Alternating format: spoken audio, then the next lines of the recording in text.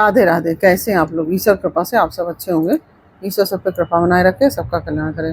आज मैं बता रही हूँ यमुना छठ। यमुना छठ के बारे में मैं बताने जा रही हूँ और यमुना छठ की कहानी। यमुना छठ चैत्र मास की शुक्ल पक्ष की छठ को मनाई जाती है और इन दिनों नवरात्रि का भी त्योहार होता है और मथुरा में ये विश्राम घाट पर बड़े हर्षोल्लास के साथ यह त्योहार मनाया जाता है। ऐसा माना जाता है कि इस दिन सभी देवता यमुना जी में स्नान करने के लिए जाते हैं, इसलिए इस दिन को पवित्र दिन के रूप में मनाते हैं।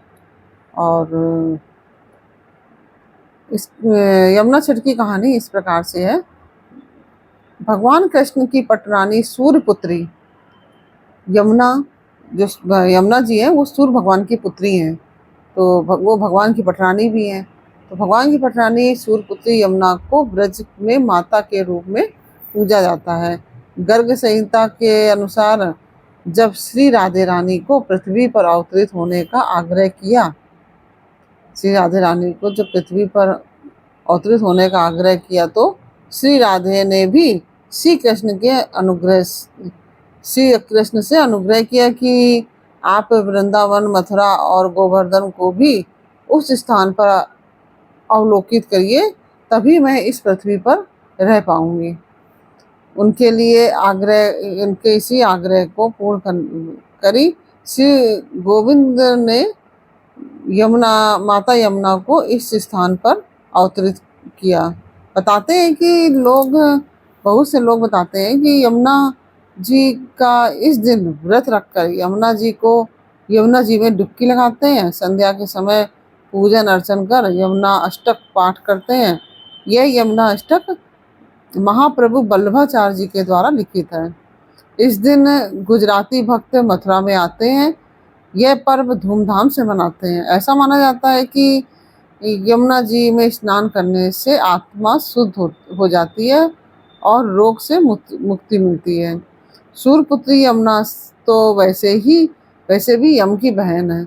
यमुना जी है जो यम की बहन है और यम भी सूर्य भगवान के पुत्र हैं और यमुना जी सूर्य भगवान की पुत्री हैं और शनि भी इनके अनुज है, क्योंकि शनि भगवान भी सूर्य भगवान के पुत्र हैं।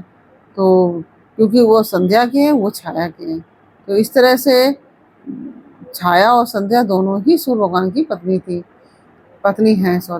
तो दोनों ही पत्नी हैं, इसलिए यमुना और यम सूर्य और शनि भगवान, ये सब सूर्य भगवान के ही बच्चे हैं।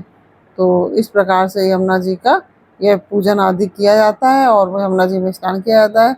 संध्या के समय यमुना जी में आरती भी होती है, यमुना जी की आरती भी की जाती है पूजन आदि करके। तो इस तरह से यह हमने आपको यमुना छठ के बारे में बताया। ये कैसा लगा आपको, ये हमें कमेंट बॉक्स में अवश्य बताइए। अच्छा लगा हो तो वीडियो को लाइक शेयर अवश्य कीजिए और यदि आप हमारे चैनल पर नए आए हैं तो प्लीज़ हमारे चैनल को सब्सक्राइब कर लीजिए और बेल आइकन बटन अवश्य दबा दीजिए, जिससे कि हमारे आने वाले सारे वीडियोस आपको प्राप्त हो सकें। फिर मिलते हैं आपसे अगले वीडियो में, तब तक के लिए जय श्री कृष्ण।